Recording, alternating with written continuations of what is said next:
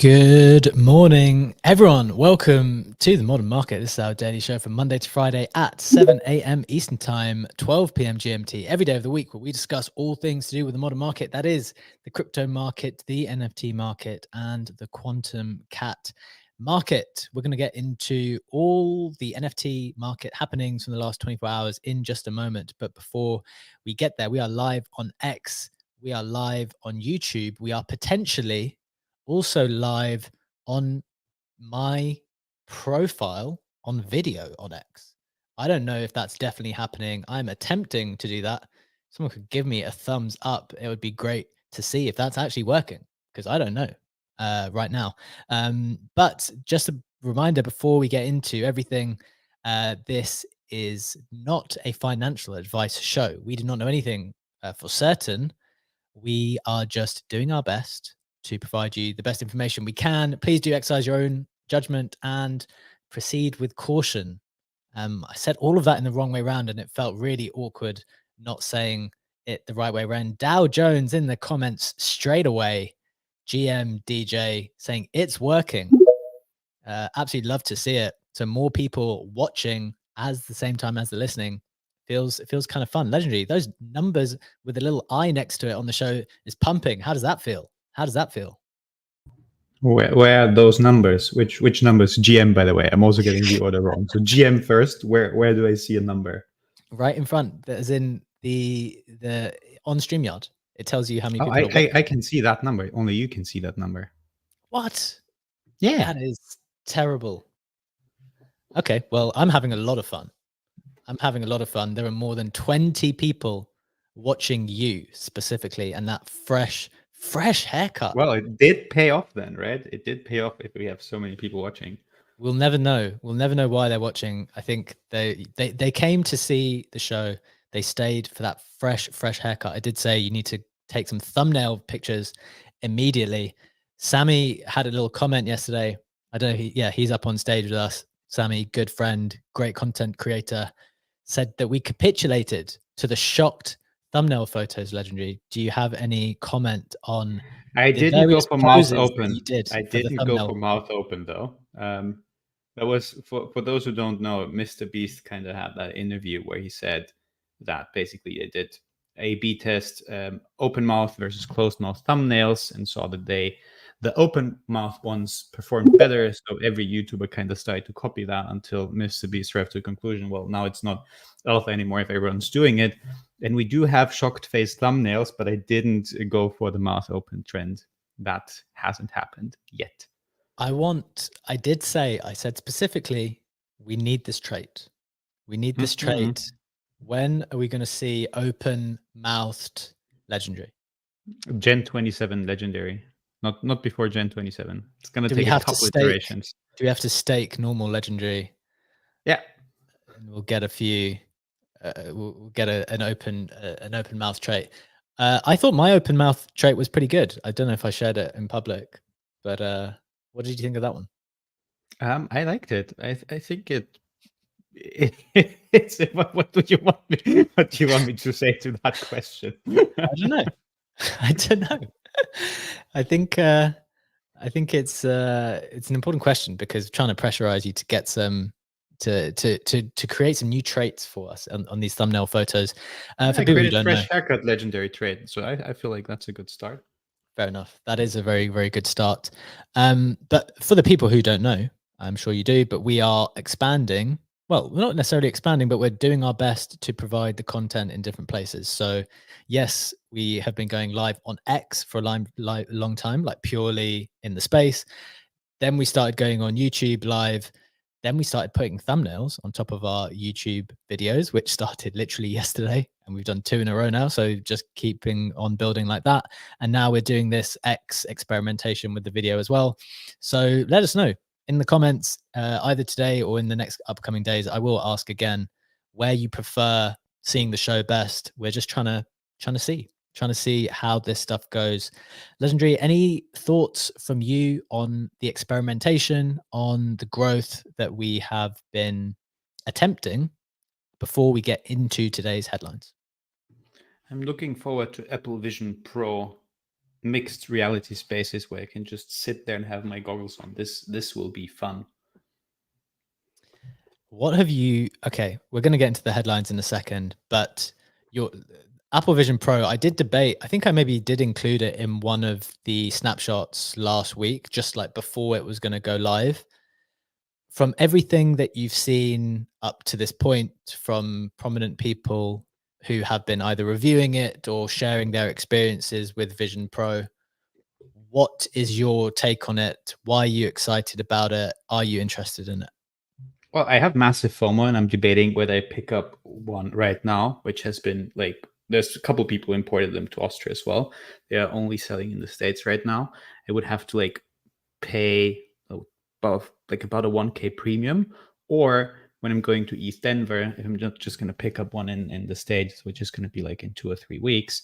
I liked a couple things that I saw. What particularly did stand out is I'm not big car racing fan, but like the Formula One integration with Apple TV is pretty cool.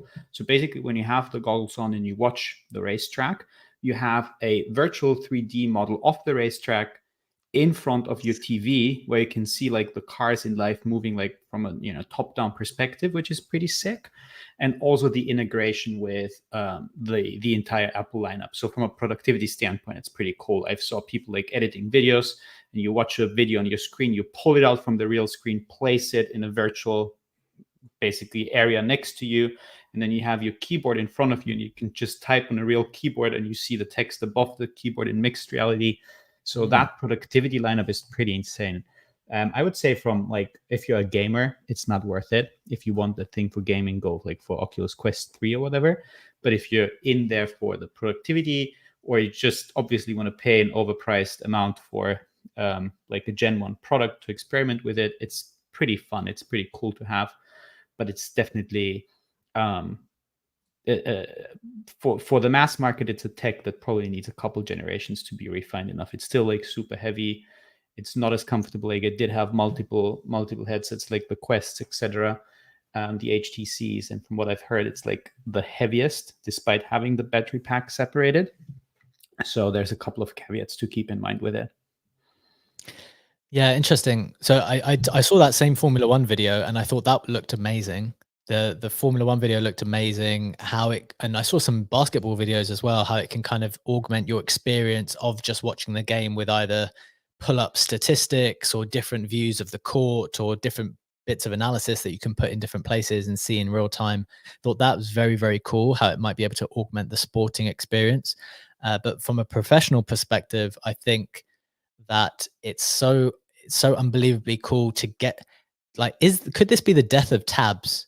Right now I'm looking at a screen, Legendary, with 3 screens open.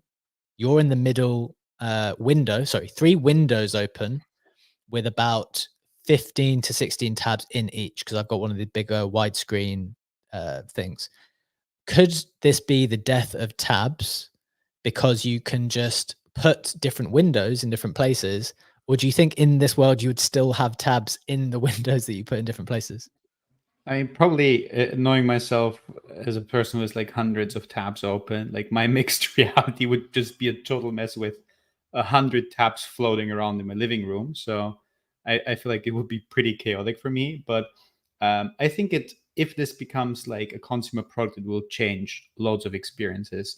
Like most notably, not necessarily the tab experience, but like how you participate or how you watch sports. Because what you could do if you're Apple, and obviously integrated now with NBA, integrating with more and more sports, you could just buy some of the best spots in some of the best tickets around the court, place your filming equipment there, and basically sell an in-stadium experience for Apple Vision Pro users who could have the experience of having like one of the best places and seats to watch whatever game they fancy. Yeah, very, very interesting. Do you think it's worth the $3,500 price tag? Depends from what perspective you're coming from. Like if you have to think, the blunt answer would be, if you have to think about the price tag and if it's worth it for you, then it's probably not. Because you're still paying a premium for being one of the first to experiment with that thing. If you just want to try it and don't really care too much about the 3.5K, then yeah, go for it. Sounds fair. Right, let's see get in. Riggs massively disagreeing with me, spamming the thumbs down. Yeah, interesting.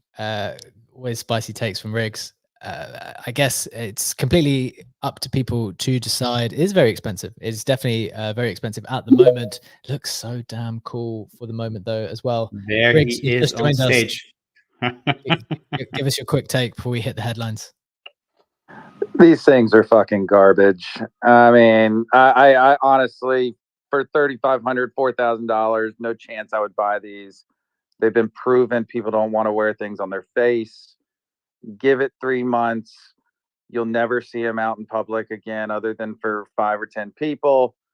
Plus, V2 will be out within the first 12 months. So you're spending money. Unless you're going to buy this, keep it in the box sealed. I think this is just an absolutely ridiculous purchase. But that's my quick take. Now I want it even more, Riggs. Riggs absolutely hating on the Vision Pro. Riggs, is part of your thinking though that it's not worth getting because there will be a better version? Like you mentioned that slightly. So it's not necessarily that the concept is bad or that it's a bad idea. It's just there's going to be a better one soon. Well, there will be a better one soon if you think you want to have something on your face. But you're talking to a guy who literally had my eyes lasered because I didn't want to wear glasses that weigh an ounce. Like, I mean, these things are bricks, and you expect people to wear these around and look like absolute idiots on the street. You look like a moron. And so I don't know. I think these things will be a fad unless the tech gets incredibly better. Fair enough. Riggs, I had my eyes lasered as well, so that argument doesn't count. I still want to have one. You're a crazy person then, man. I don't want anything on my face other than if they're ski goggles, which I can't wait to go skiing this weekend. I was one of those idiots today. I wore it in Starbucks. Where are you skiing, Riggs? God. You bring out my inner bully. You're bringing out my inner bully. I just want to go and nut shot somebody if they're wearing. You can bully me. You can bully me right now. So I went and sat in a corner and I put it on and I just put on a video, a movie, and I started working and tweeting and all of that stuff. I gotta say, I sat in a place where hopefully nobody saw me, but I just wanted to see how it felt wearing out outside of the house. Because once you're in the house and you've had the Quest and everything else, it's really great. Like for what it does, it's amazing.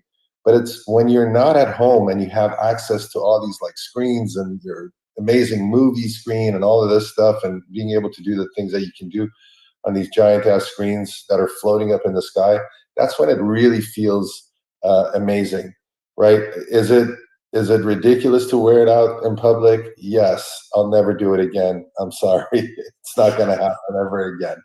But I had to see what it feels like. I could see me using it in maybe a hotel room or when I'm traveling on a plane where nobody's really looking at me. But overall, the experience is pretty badass, guys. And I feel like I actually I put a post up. My pinned tweet is about me creating the first NFT. I don't know if I am. I just made the claim that I created the first painting and NFT in it.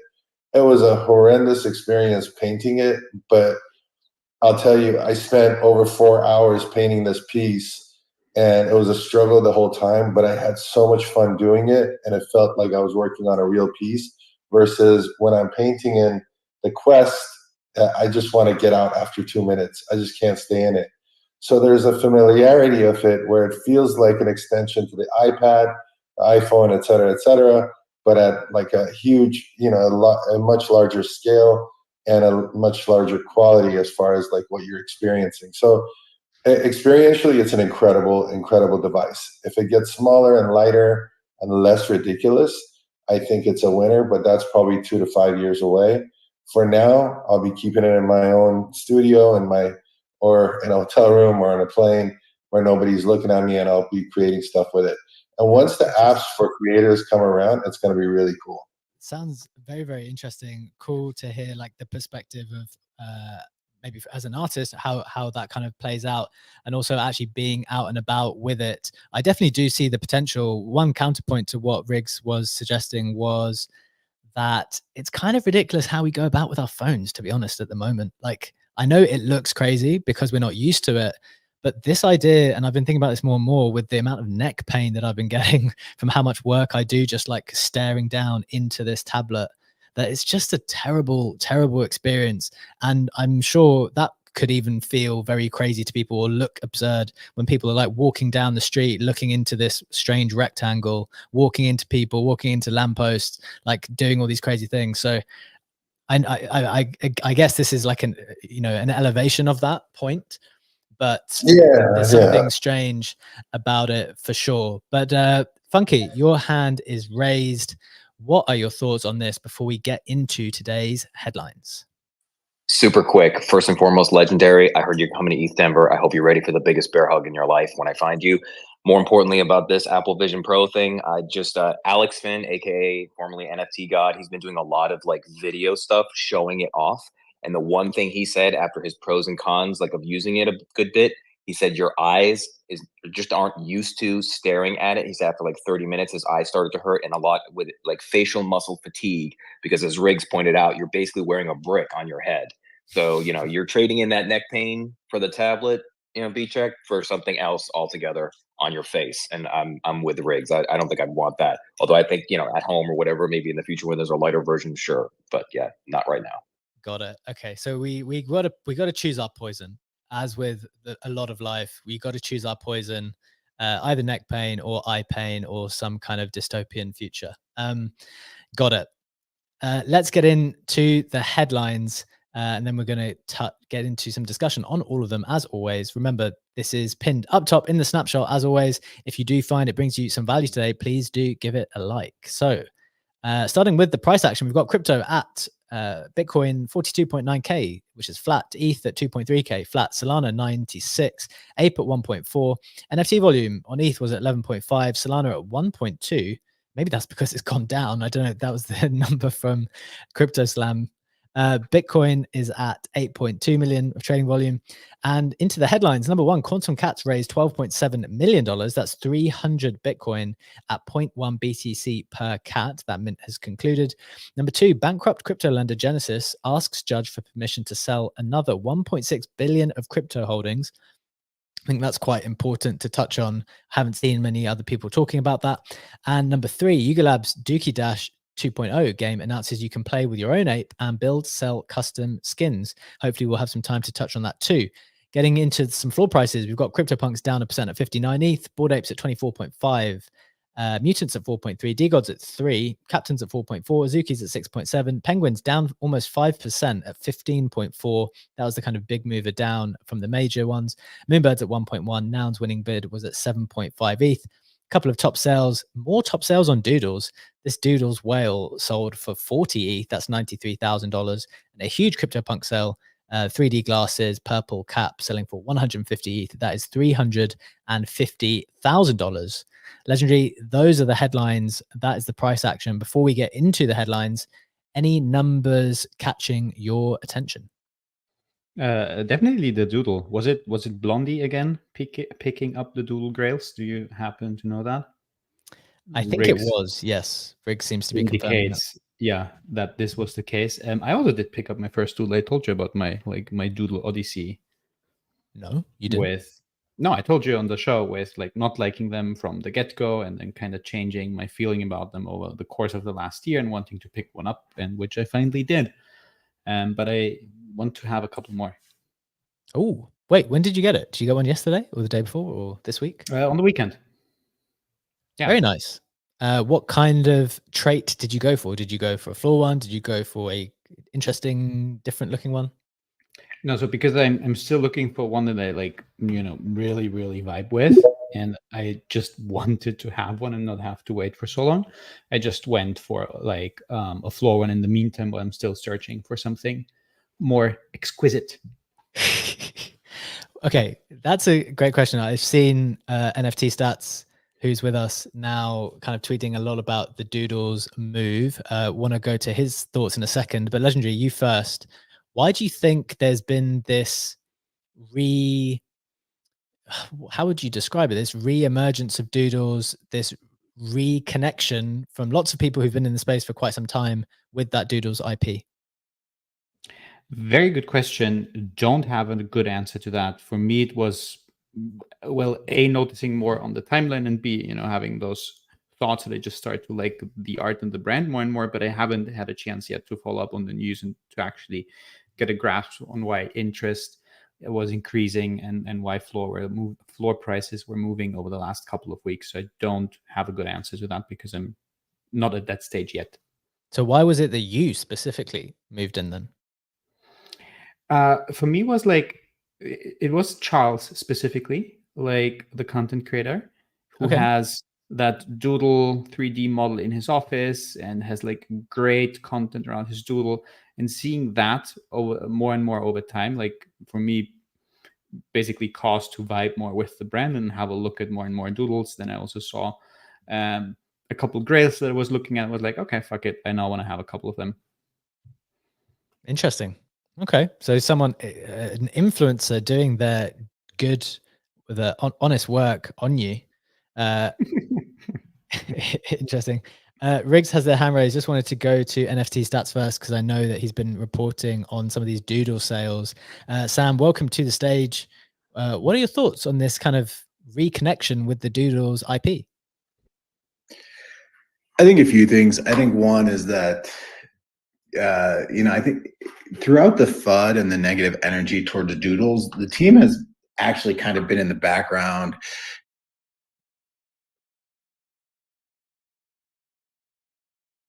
Oh.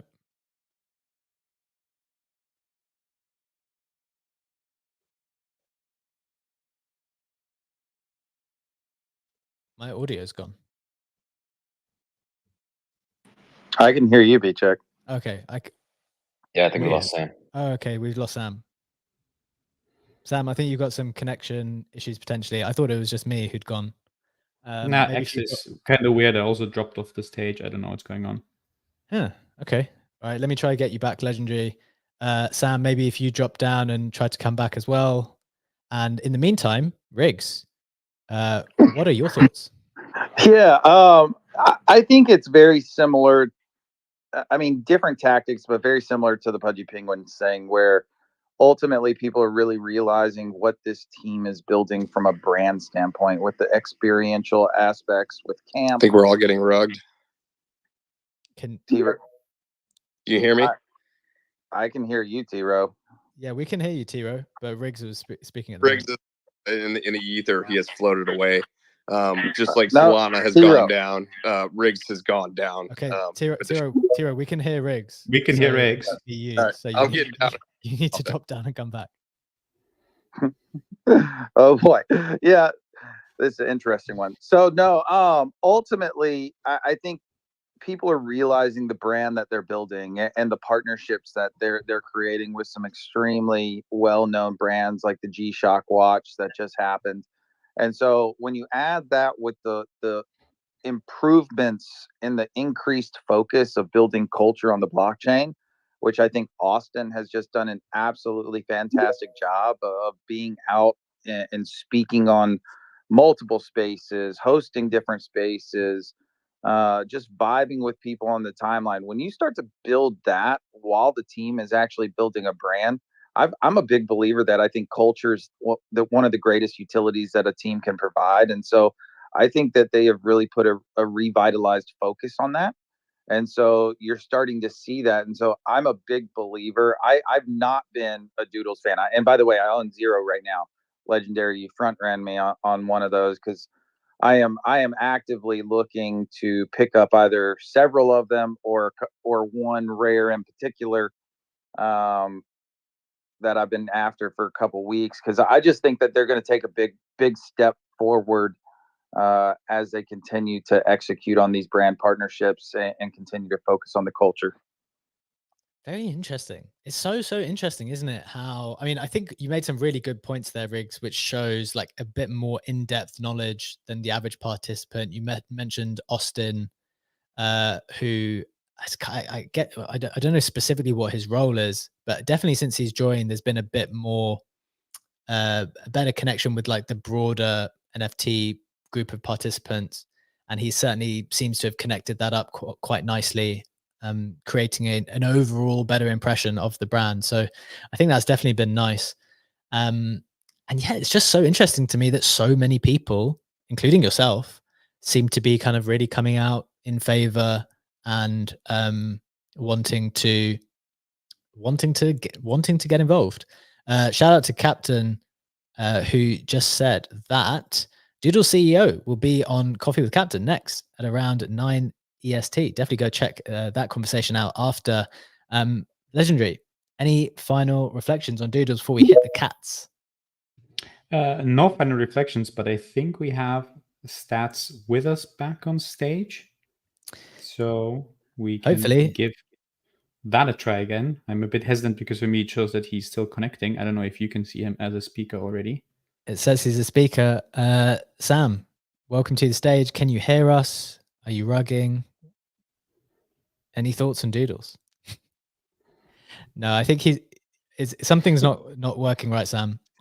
You might have to drop down again, or Cryptomocus in the YouTube comments pointed it out perfectly. Is X built on Solana?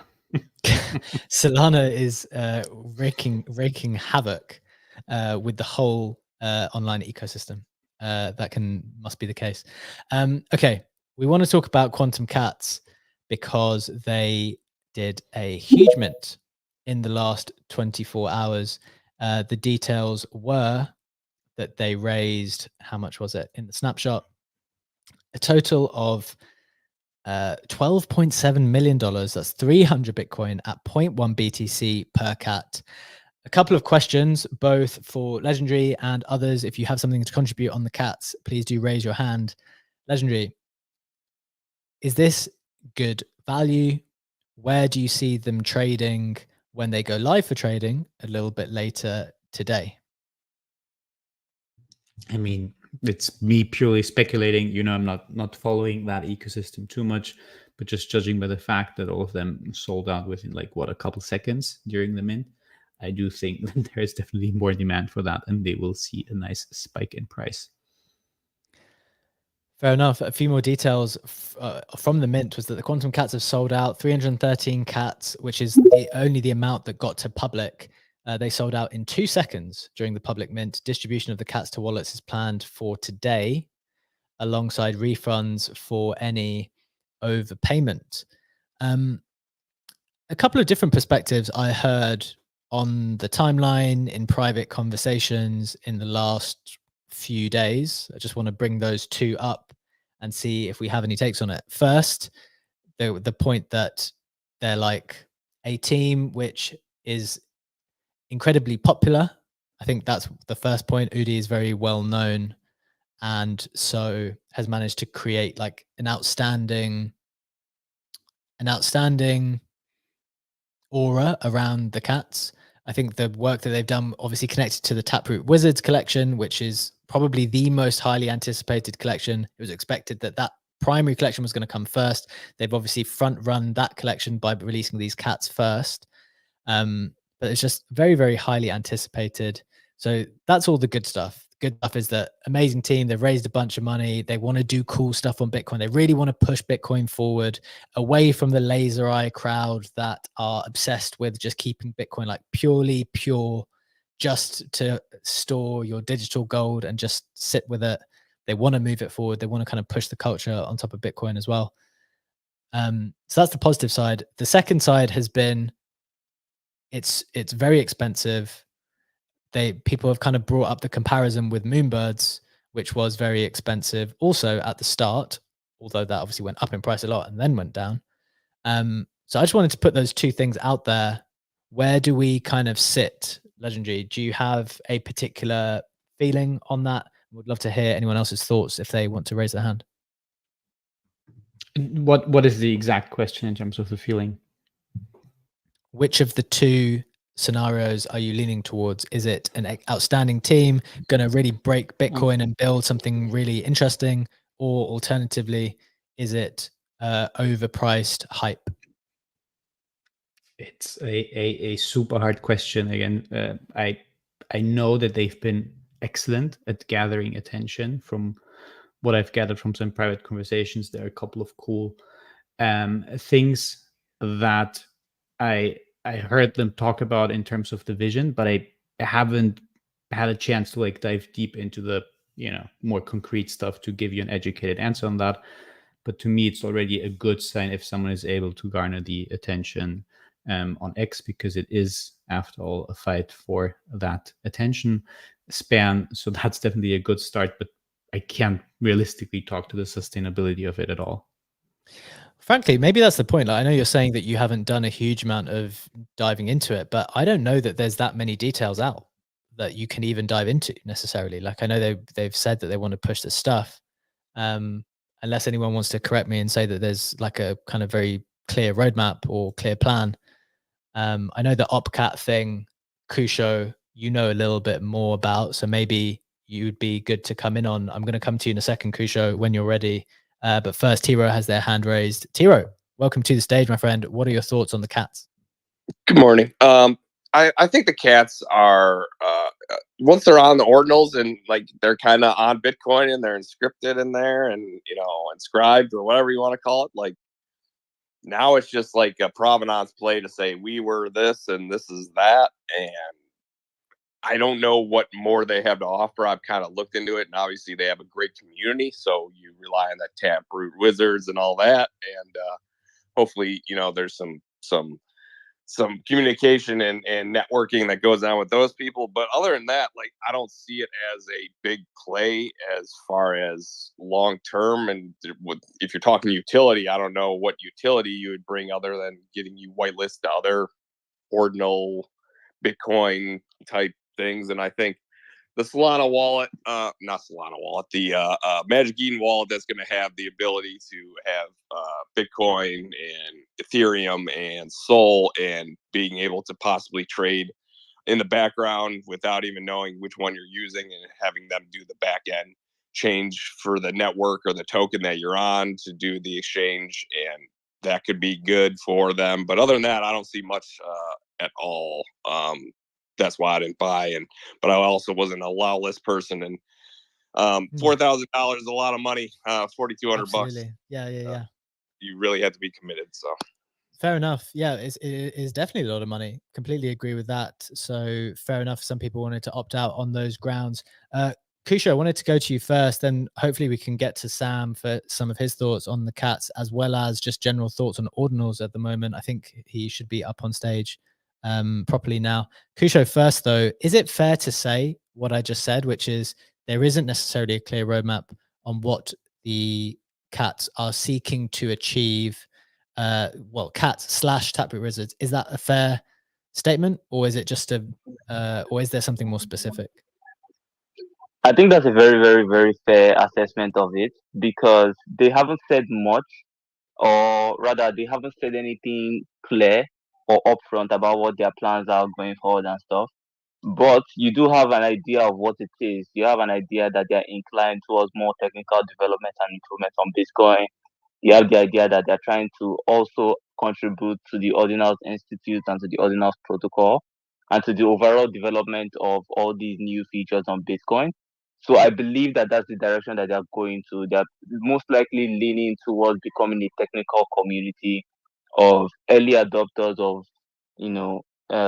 ordinals, of everything inscriptions.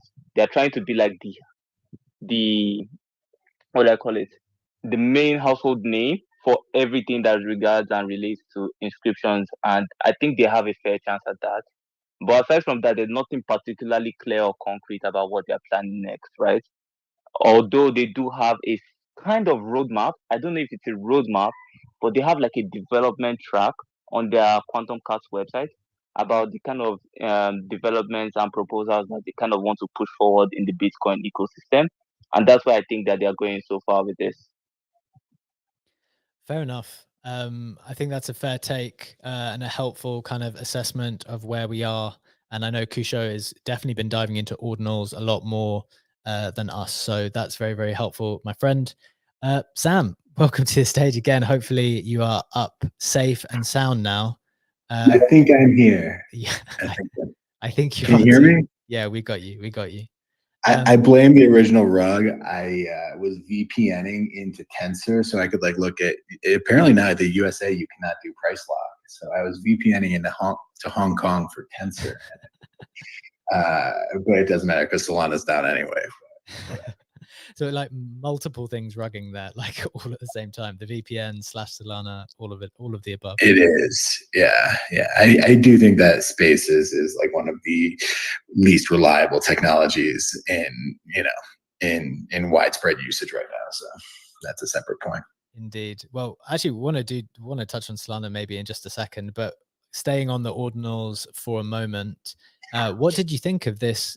Truly colossal raise by the Quantum Cats, and kind of thoughts on ordinals more generally at the moment? I don't have a strong view on this one.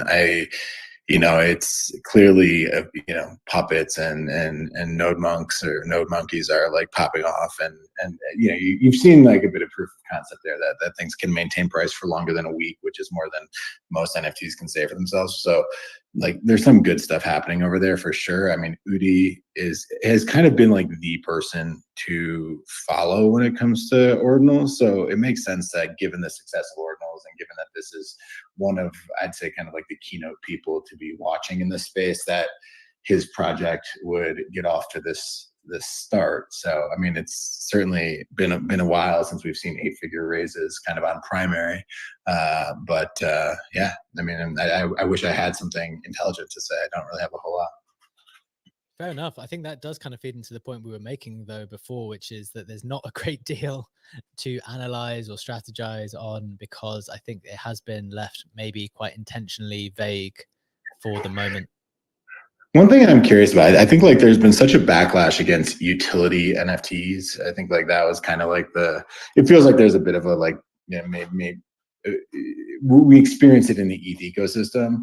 But if you don't have utility, you're just kind of relying on the idea that you will gain provenance and become something that people FOMO into over time without marketing or utility. Like, so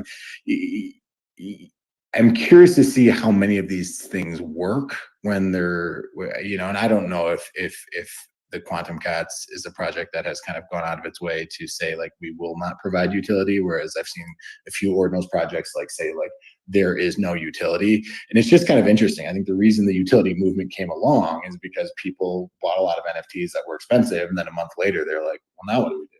And how do we get more people to care about this? And like all those things. And then suddenly this concept of quote unquote utility started to come around in response to the fact that without it, things start to kind of fade away over time. So I don't know, it'd be interesting to see how many of these can really maintain long-term shelf life. Although I'm sure, these guys raised $8 million before this, and now they have another $12 million. Like they're clearly well-funded. And, and clearly, like I said, Udi is one of the guys who I think is most well respected in the space, even though he trolls the timeline nonstop. I think when you have enough Bitcoin, you can troll as much as you like. That seems to be. If wealth is a ticket to troll, then a lot more of my timeline would be trolling, because we got a lot of rich motherfuckers on this in this space. But who knows? Very true. Just a reflection on what you just said in terms of kind of the backlash against utility NFTs potentially. I'd wonder what you think about this, and then we definitely want to go to XR Penguin, who has Quantum Cats in their bio. So I guess we're going to get a good take there, a positive one. But one reflection from me is that I've noticed, or something I've been feeling, is I think that there's been a narrative emerging, which is that the monkeys, the puppets, and that RSIC thing that got airdropped, these three things together are kind of things which do not need utility. They're just going to exist, and they're not going to have to do anything, and they're just going to go up in value. I don't know. I'm not saying that that's happening for sure, but I'm saying that's something that I've seen being pushed. And I think for at least a period of time, there was this kind of battle between collections. Like, if you're early enough, maybe you can be the project which doesn't have to actually do anything, because that's an attractive position to be in, right? As any project leader, if you can be the team or the person who creates the project that is essentially like the CryptoPunks, that doesn't have to do anything, they're just going to be valuable because of the provenance, then you can kind of sit with your feet up for the rest of the time, because you don't have to, you just are valuable because you are. So that's the kind of narrative I've seen emerging for those. Sam, do you have any kind of thought on that? Is that fair? Is it misplaced? I think it's kind of, I mean, like I said, the only thing that tells like what is going to pass the test of time is time. Right now, these things are 3 weeks old, 4 weeks old. Node monkeys maybe like 6 weeks old. So what is that basically? What'd you say? Yeah. I mean, RSIC, I feel like has a bit more of a story behind it. Like, I feel like there's a bit more of a utility that's going on there. But I mean, the basic assumption, what you're saying then, is that without doing anything, your holders or the legend of this incredible thing you've created is going to, which is so novel, is going to spread itself on its own. And that is just naturally going to kind of expand over time. And I think what we've seen is that the opposite tends to happen with most NFTs, is that new things come along and your relevance and excitement shrinks over time.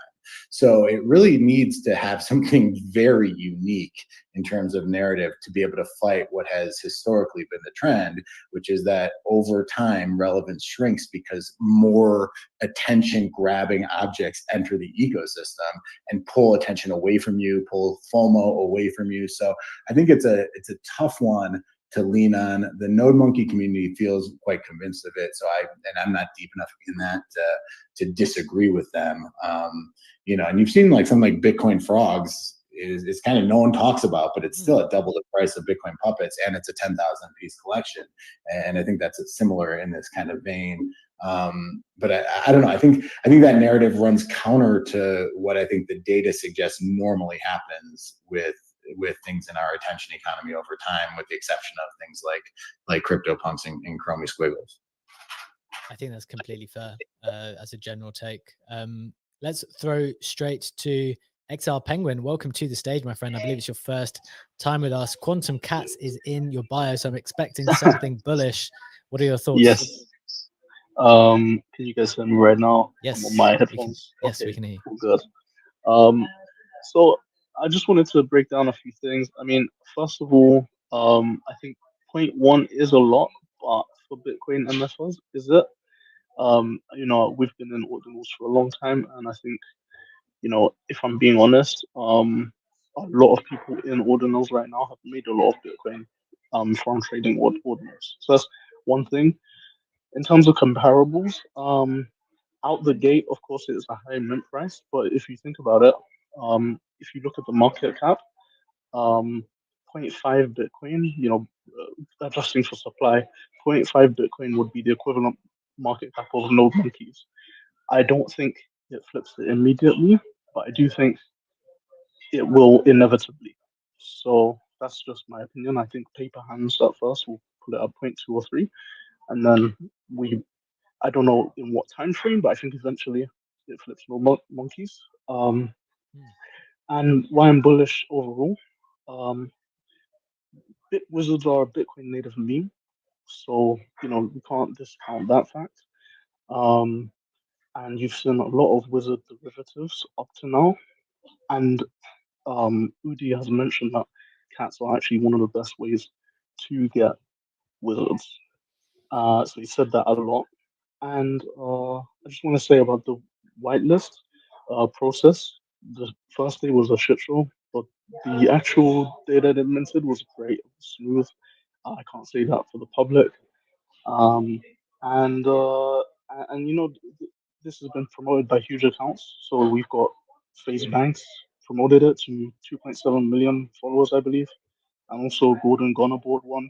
So you're getting a nice mix of traditional exposure through or traditional NFT exposure, but also it's getting out there to normies who are like, what the fuck is this cat? That's kind of interesting. Yeah. And I just really like how Udi and Cats and the Taproot Wizard team in general, they just dominate attention marketing. Yeah. And just the last thing I want to say was I think that I've heard some things. So this is not directly from the team, but I've heard that they've mentioned recursion, so revealing traits over time. I think if that's true, potentially it could tie into gamifications. Like, hey, if you make a video about Opcat again or some other protocol, maybe you'll get a extra special trait. I don't know, but that could be cool. If that's true. So I'm Interesting. just speculating here. And also, I think I've heard them mention L2. Um, I've not again heard this directly from the team, but if they're doing an L2, then that opens up speculation for token and stuff like that. So I think there's a lot of solid reasons potentially. At minimum, directly from the team, I've heard it's a gateway to Taproot Wizards, and those other two about Sure. the recursion and traits and Yeah. L2, I'm not 100% certain, Awesome. but yeah. Very, very interesting. Very, very kind of thorough, fully kind of comprehensive overview of why, the good aspects of the cats. It's hard to disagree with much of that stuff, particularly helpful when you kind of just make it clear that some of the stuff is not confirmed, some of the stuff is confirmed. Also, fair numerical points, right? Like, it is a very low supply collection.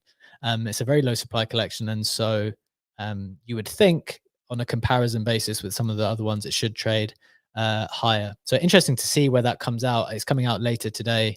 I had been saying, I think I agree that I think there'll be some paper hands like wanting to double up quickly, or 0.2, 0.3. I think personally, I mean, I don't have one in the end because I could not be bothered to stay up for the public. But I think it could trade higher. So I'd have no kind of skin in the game. I think there might be people flipping quickly initially, and then we go a little bit higher. Let's get into the Web3 news. And then we've got one other really important piece of news, I think, which Legendary is going to take us through. This bankrupt crypto lender Genesis asking judge for permission to sell 1.6 billion of crypto holdings. Going to touch on that a little bit more and think on the impact on the price of crypto in just a second. I think someone is not on mute. So if someone is able to just mute so we won't hear the typing. Thank you. NFT stats. It's you. Sam is guilty. Absolutely guilty. We're going to get into the snapshot Web3 roundup right now to get you up to speed. What else is happening in the space?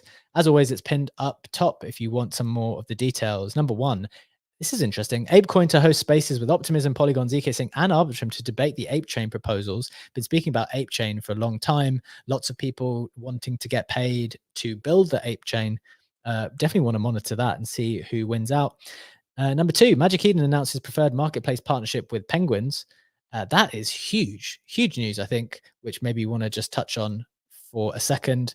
I'm sharing the wrong tab on YouTube. That is not helpful. Going to change that right now to get to the right tab. Eigenlayer restaking opens again with temporary removal of TVL caps. That is open now if you want to try to restake some of your ETH.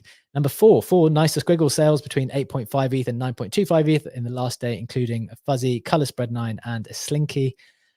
Jack Butcher announces one check holders can claim BTC check up to February the 12th. There'll be a bunch of other checks also available, but I don't think we know how those are going to get distributed. Next, Rare Node Monkey sees multiple sales between 0.75 Bitcoin and 2.45 Bitcoin. Some very high sales there. And finally, on a content front, Carly Riley announces content return to 3 times per week. The Carly Riley Show will be back on YouTube 3 times a week. That'll be pretty fun to see her return. Legendary, that is the Web3 roundup. Anything you want to touch on from there before you get into this crypto selling potentially? Yeah, Pudgy news is definitely interesting, and for everyone who is interested to learn more about that, I will have Luca and the Huddle with me on the ZTX Spaces later today, starting in a bit more than 2 hours from now. So I will definitely get into that because I think it is an interesting topic to see. It's a sentiment that I heard from more founders, let's put it like that, maybe that short side note, that a lot of them are like kind of fed up with the royalty game and are waiting for Magic Eden to do their thing, launch that marketplace and move things there, and are kind of stalling in the meantime. Not Pudgy's, other founders that shared that. So I'm quite curious to hear their thoughts on that as well. But with that being said, let's segue into the Gemini news, probably one where I have a bit more educated things to say than the Quantum Cats. Maybe just as a quick primer, Genesis did file for bankruptcy protection back in January 2022. That was in the aftermath, obviously, of the Three Arrows Capital as well as the FTX collapse. And what we're seeing now is that Genesis is seeking approval to sell $1.6 billion in Bitcoin. Almost all of those 1.6 bill were held in the Grayscale Bitcoin Trust and the GBTC, which ever since have been converted to the ETF. The other 200 mil, for those who are interested, are in the Grayscale Ethereum Trust as well as in the Grayscale Ethereum Classic Trust. Now, obviously, the question with that is, if they will sell those assets, is that something to be worried about? I think we've seen already loads of sell-offs happening. We've seen loads of outflows happening from GBTC. We've seen FTX liquidating some of the BTC positions, and we also have the data that I think it was John Sims who shared it with us, that if you look at the inflows in the ETFs, you still see like an average daily inflow of 2K BTC, so a bit more than 80 mil. So with that sustained interest, I do think that the market can deal with the selling pressure that will come from Genesis if that approval goes through. Interesting stuff. Definitely something for people to be aware of. So just before we close, Legendary, two things. One on the price action of crypto as a consequence of this news. The second thing, price action on Solana as a consequence of it appearing to be down at the moment. Although the latest news from DGen News is that the network restart is underway. So I'm not 100% sure what that means. So first question, do you see this Genesis news as potentially significant downward pressure on crypto? And second, what do you think about Solana going down at the moment? Yeah, no, as I just pointed out, I think we've seen sell pressure happening from FTX. We've seen how the market reacted. Obviously, there was a bit of a downwards momentum, but I don't think that this is something to be worried about in the mid to long term. Obviously, might cause a bit of a red day, but I don't think that this is something to be worried about, over the course of the next months or over the course of the remainder of 2024. As for your second question, you are right. Validators are in the process of restarting Solana. I think many people posted, they are happy to buy the Solana dip that will happen today. And this is going to be a beautiful opportunity to get cheap Solana, but this hasn't really been the case. I mean, yes, we went down from like 96 to now 93.9. Low was at $93-ish. So like what, a 3% maybe dip, but nothing too significant. I do find it quite weird. I mean, it's been a while since the last massive outage, but I still find it quite weird that this blockchain keeps going down occasionally. I don't want to think about it too much because I have too many funds on Solana deployed to farm airdrops. Yeah, that's funny. But I guess it's not funny. It's stressful. Well, I found it quite funny when you said that, particularly. I mean, I'm kind of in the same situation. Just seeing the funny side of it. I guess the assumption now, and this is the final thing we'll close on. The assumption now seems to be, look, Solana's going to go down sometimes. Just don't worry about it, guys. Don't worry about it. Like, it's going to go down sometimes. It's going to come back sometimes. It's not going to impact on value because ultimately end consumers don't care. They're not watching the price every single day. They're just going to want to use consumer applications. They don't care. It's only us who are in crypto who are going to be like, oh, look, it's down, blah, blah, blah, blah, blah. This is not decentralized enough, etc., etc. Do you think that's a fair assessment? Is this something that should just be normalized, internalized? Be like, look, okay, cool. It's happened a little bit. Maybe if you wanted to buy some, you can pick some up on a dip. Do you think that's a fair? That's my sense of where we've gone now with Solana going down. Is that? What do you think? I think I would have agreed with that in principle, say like a year ago. But now that with Jupiter, Camino, MarginFi, and all those other platforms, we see more and more DeFi activity moving to Solana. Interesting. Yeah. I do think that this is something to worry about. Like, just imagine a situation: Solana is down as it is right now. Then Genesis, say that news was a bit older, they get the approval, and I know this is not the most realistic scenario, but I'm also like pulling this out of thin air right now. Sure. Market dump the 1.4 bill in BTC. Bitcoin price crashes. Bit of panic ensues. Some people have wrapped BTC as a collateral, have like loans taken out, network is down, and once it goes back up, you might be like instantly liquidated because of the price action that happened in between. Obviously there's going to be different liquidation protections with different protocols, but you could run into a nasty situation. I mean, obviously you could also argue that on ETH you would have the network congestion, at least on mainnet, but then you still can, on ETH, you always have the option to kind of pay to play, right? If the network's congested and you have something urgent to do because you have a 6-figure, 7, 8-figure position somewhere and you need to like get the fuck out of it instantly, you can pay whatever the price is and you will get that done. But now that more DeFi activity is on Solana, I don't know. Like, I find it still a bit worrisome that those outages are happening, to be honest. And I think I'm glad you made that point, because whilst I think the majority of people will think the position that I suggested, the only reason that's the case is because the majority of people don't have 6, 7 figures, even 5, 6, 7 figures in DeFi positions on Solana.